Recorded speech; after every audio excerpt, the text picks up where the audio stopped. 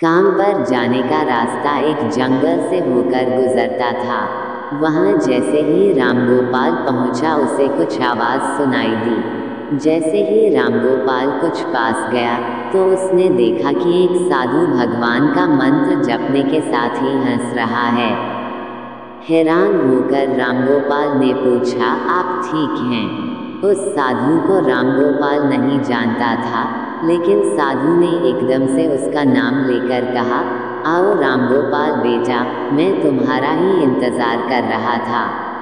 मैं भूखा हूँ, मुझे अपने खाने के डिब्बे से कुछ खिला दो।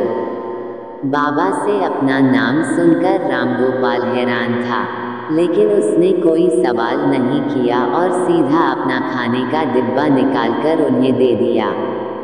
देखते ही देखते बाबा ने रामगोपाल का सारा खाना खा लिया।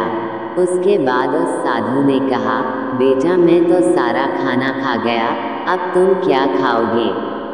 मुझे माफ करना। रामगोपाल ने कहा, कोई बात नहीं बाबा, मैं काम के लिए बाजार जा रहा हूँ, तो मैं वहीं कुछ खा लूँगा। ये सुनकर उस साधु ने रामगोपाल को खूब आशीर्वाद दिया और भेंट के तौर पर एक हथौड़ा दे दिया। रामगोपाल ने कहा, आपका आशीर्वाद काफ़ी है, मैं इस हथौड़े का क्या करूँगा, इसे आप ही रखिए।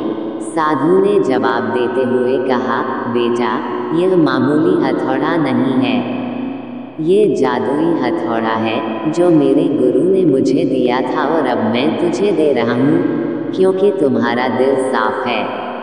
इसका इस्तेमाल अच्छे कामों के लिए ही करना और किसी दूसरे के हाथ में इसे कभी मत देना। इतना कहकर वह बाबा वहां से अदृश्य हो गए। रामगोपाल अपने हाथों में हथौड़ा लेकर बाजार काम करने के लिए चला गया।